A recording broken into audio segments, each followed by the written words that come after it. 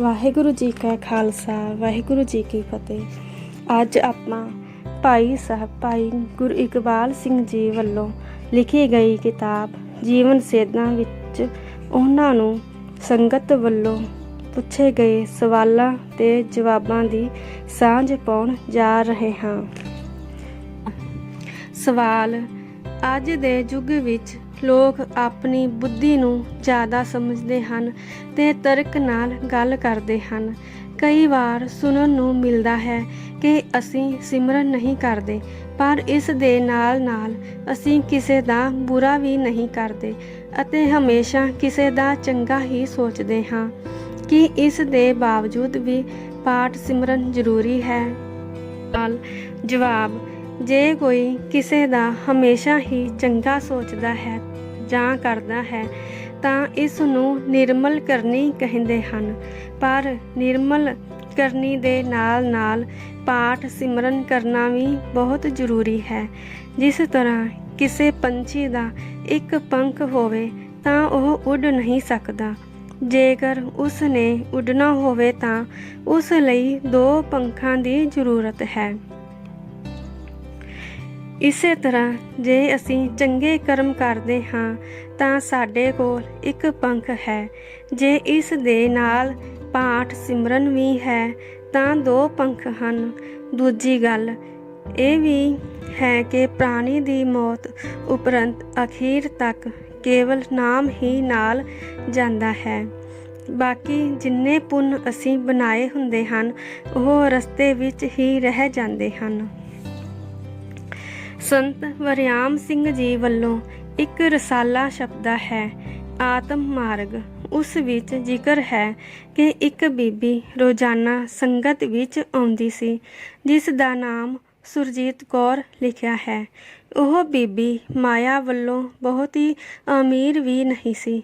ਉਸ ਅੰਦਰ ਇਤਨਾ ਉਤਸ਼ਾਹ ਸੀ ਕਿ 10 ਮੀਲ ਦੂਰ ਵੀ ਸੰਗਤ ਹੋਣੀ, ਘਰ ਵਾਲੇ ਦੇ ਸਾਈਕਲ ਮਗਰ ਬੈਠ ਕੇ ਸੰਗਤ ਵਿੱਚ ਪਹੁੰਚ ਜਾਂਦੀ ਸੀ। ਇੱਕ ਦਿਨ ਸੰਤ ਵਰਿਆਮ ਸਿੰਘ ਜੀ ਨੇ ਉਸ ਬੀਬੀ ਨੂੰ ਪੁੱਛ ਲਿਆ ਕਿ ਬੀਬੀ, ਤੂੰ ਕਦੀ ਵੀ ਸਤਸੰਗ ਦੀਆਂ ਘੜੀਆਂ ਨਹੀਂ ਛੱਡਦੀ। ਜੇਕਰ 7-8 ਕਿਲੋਮੀਟਰ ਤੱਕ ਵੀ ਸਤਸੰਗ ਹੋ ਰਿਹਾ ਹੈ ਤੇ ਤਾਂ ਵੀ ਤੂੰ ਪਹੁੰਚ ਜਾਂਦੀ ਹੈ। ਇਸ ਦਾ ਕੀ ਕਾਰਨ ਹੈ? ਉਹ ਬੀਬੀ ਕਹਿਣ ਲੱਗੀ, ਮੈਂ ਇੱਕ ਵਾਰੀ ਮਰ ਚੁੱਕੀ ਹਾਂ। ਉਸ ਬੀਬੀ ਨੇ ਆਪਣੀ ਹੱਡ ਬੀਤੀ ਸੁਣਾਉਂਦਿਆਂ ਦੱਸਿਆ ਕਿ ਮੇਰੀ ਮੌਤ ਹੋ ਗਈ ਤੇ ਮੈਨੂੰ ਜਮਦੂਤ ਲੈ ਕੇ ਚਲੇ ਗਏ। ਮੈਂ ਜਾ ਰਹੀ ਸਾਂ ਕਿ ਰਸਤੇ ਵਿੱਚ ਇੱਕ ਬੜੀ ਭਿਆਨਕ ਪਾਕ ਤੇ ਲਹੂ ਦੀ ਨਦੀ ਆ ਗਈ। ਬੜੀ ਬਦਬੂ ਵੀ ਆ ਰਹੀ ਸੀ ਤੇ ਮੈਂ ਸੋਚਣ ਲੱਗੀ ਕਿ ਮੈਂ ਇਹ ਨਦੀ ਕਿਵੇਂ ਪਾਰ ਕਰਾਂਗੀ। ਹਾਲੇ ਮੈਂ ਸੋਚ ਹੀ ਰਹੀ ਸੀ ਕਿ ਇੰਨੇ ਨੂੰ ਇੱਕ ਚਿੱਟੇ ਕੱਪੜੇ ਪਾਈ ਕੋਈ ਬੀਬੀ ਸਾਹਮਣੇ ਆਈ ਤੇ ਉਹ ਕਹਿਣ ਲੱਗੀ ਕਿ ਮੈਂ ਤੈਨੂੰ ਇਹ ਨਦੀ ਪਾਰ ਕਰਵਾ ਦਿੰਦੀ ਹਾਂ।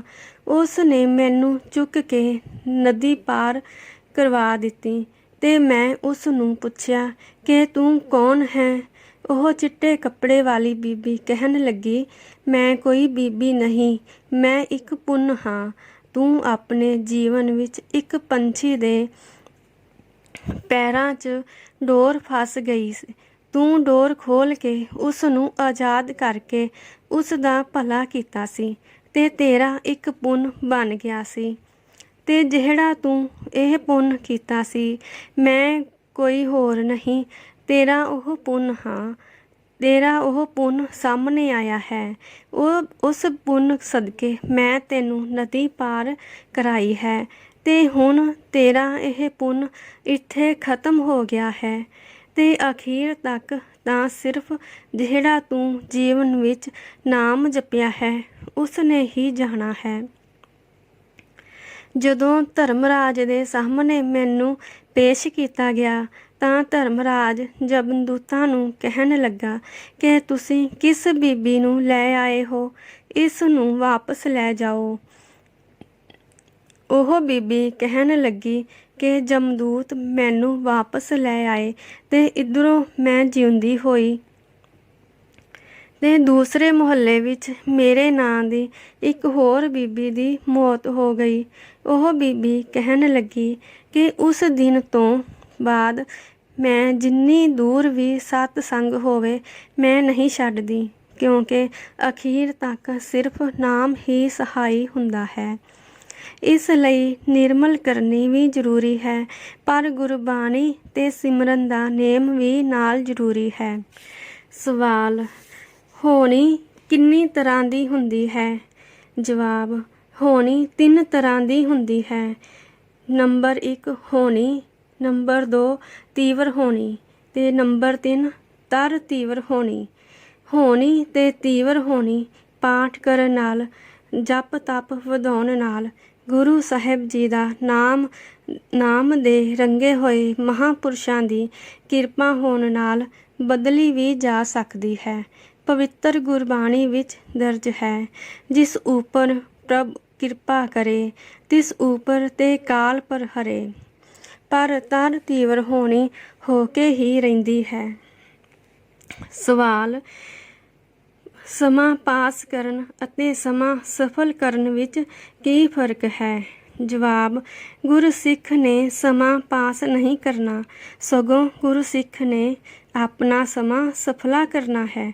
ਇੱਕ ਵਾਰ ਸੰਤ ਬਾਬਾ ਅਤਰ ਸਿੰਘ ਜੀ ਮਸਤੂਆਣੇ ਵਾਲੇ ਰੇਲ ਵਿੱਚ ਸਫ਼ਰ ਕਰ ਰਹੇ ਸਨ ਤੇ ਉਹਨਾਂ ਦਾ ਮਨ ਗੁਰੂ ਸਾਹਿਬ ਦੇ ਚਰਨਾਂ ਨਾਲ ਜੁੜਿਆ ਪਿਆ ਸੀ। ਕੁਝ ਸਮੇਂ ਬਾਅਦ ਜਦੋਂ ਬਾਬਾ ਜੀ ਨੇ ਅੱਖਾਂ ਖੋਲ੍ਹੀਆਂ ਤੇ ਦੇਖਿਆ ਕਿ ਕੁਝ ਨੌਜਵਾਨ ਸਾਹਮਣੀਆਂ ਸੀਟਾਂ 'ਤੇ ਬੈਠ ਕੇ ਤਾਸ਼ ਖੇਡ ਰਹੇ ਸਨ। ਬਾਬਾ ਜੀ ਨੇ ਸੋਚਿਆ ਕਿ ਚਲੋ ਥੋੜ੍ਹੇ ਸਮੇਂ ਬਾਅਦ ਇਹ ਤਾਸ਼ ਖੇਡਣ ਤੋਂ ਹਟ ਜਾਣਗੇ, ਤੇ ਫਿਰ ਅੱਖਾਂ ਬੰਦ ਕਰ ਲਈਆਂ ਅਤੇ ਗੁਰੂ ਸਾਹਿਬ ਜੀ ਦੇ ਚਰਨਾਂ ਨਾਲ ਜੁੜ ਗਏ।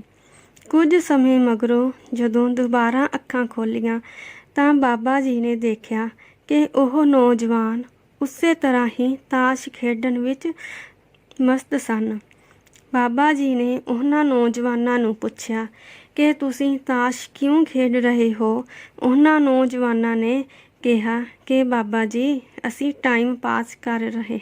ਬਾਬਾ ਜੀ ਨੇ ਉਪਦੇਸ਼ ਦਿੱਤਾ ਕਿ ਭਾਈ, ਸਿੱਖ ਨੇ ਸਮਾਂ ਪਾਸ ਨਹੀਂ ਕਰਨਾ, ਸਗੋਂ ਸਫਲਾ ਕਰਨਾ ਹੈ। ਮਹਾਂਪੁਰਸ਼ ਵੀ ਬਚਨ ਕਰਦੇ ਹਨ ਕਿ ਤੁਸੀਂ ਇੱਕ ਪਾਠ ਸੁਖਮਨੀ ਸਾਹਿਬ ਜੀ ਦਾ ਕਰ ਲਵੋ, ਪੁੰਨ ਬਣ ਜਾਣਗੇ, ਪਰ 2 ਘੰਟੇ ਟੀਵੀ 'ਤੇ ਰੰਗ ਤਮਾਸ਼ੇ ਦੇਖ ਲਓ, ਜਿੰਨੇ ਪੁੰਨ ਬਣੇ ਸਨ ਸਾਰੇ ਹੀ ਸੜ ਜਾਣਗੇ। ਜੇਕਰ ਤੁਸੀਂ ਟੀਵੀ ਬਿਨਾਂ ਨਹੀਂ ਰਹਿ ਸਕਦੇ ਤਾਂ ਇੱਕ ਕੰਮ ਕਰ ਸਕਦੇ ਹੋ। ਟੀਵੀ 'ਤੇ ਜੋ ਧਾਰਮਿਕ ਪ੍ਰੋਗਰਾਮ ਵਾਲਾ ਚੈਨਲ ਆਉਂਦਾ ਹੈ ਉਹ ਦੇਖੋ, ਜਾਂ ਧਾਰਮਿਕ CD ਵੇਖੋ। ਸਮਾਂ ਪਾਸ ਹੋ ਜਾਵੇਗਾ ਅਤੇ ਸਫਲਾ ਵੀ ਹੋ ਜਾਵੇਗਾ। ਜਿਵੇਂ ਗੁਰਬਾਣੀ ਵਿੱਚ ਫੁਰਮਾਨ ਹੈ, ਸਫਲ ਮੂਰਤ ਸਫਲਾ ਘੜੀ, ਜਿਤ ਸੱਚੇ ਨਾਲ ਪਿਆਰ। ਸਵਾਲ: ਕਈ ਲੋਕ ਬਹੁਤ ਪਾਠ ਕਰਦੇ ਹਨ, ਪਰ ਸਾਰਾ ਦਿਨ ਨਾ ਤਾਂ ਝੂਠ ਬੋਲਣਾ ਛੱਡਦੇ ਹਨ ਅਤੇ ਨਾ ਹੀ ਆਪਣਾ ਵਿਹਾਰ ਠੀਕ ਕਰਦੇ ਹਨ, ਭਾਵ ਕਿ ਕਪਟ ਨਹੀਂ ਛੱਡਦੇ।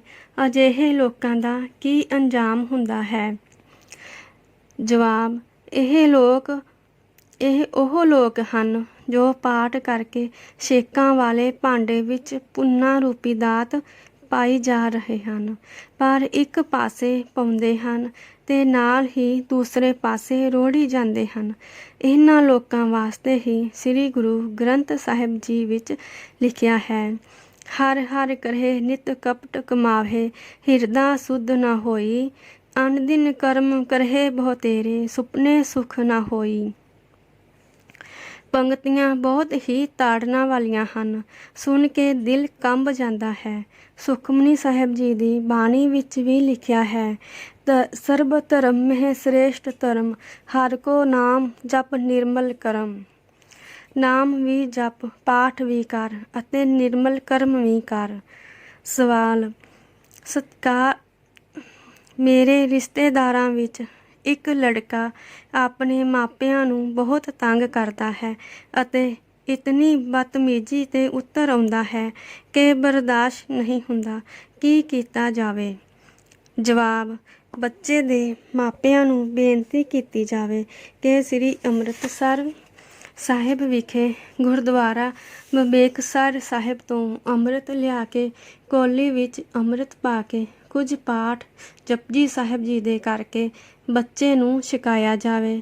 ਗੁਰਦੁਆਰਾ ਬਿਬੇਕਸਰ ਬਾਰੇ ਸ੍ਰੀ ਗੁਰੂ ਹਰਗੋਬਿੰਦ ਸਾਹਿਬ ਜੀ ਮਹਾਰਾਜ ਨੇ ਰਸਨਾ ਤੋਂ ਬਚਨ ਕੀਤਾ ਹੈ। ਇੱਥੇ ਮਲੀਨ ਬੁੱਧੀ ਨੂੰ ਵਿਵੇਕ ਬੁੱਧੀ ਦੀ ਬਖਸ਼ਿਸ਼ ਹੋਵੇਗੀ।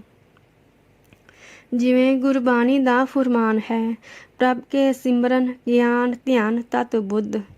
ਵਾਹਿਗੁਰੂ ਜੀ ਕਾ ਖਾਲਸਾ, ਵਾਹਿਗੁਰੂ ਜੀ ਕੀ ਫਤਿਹ।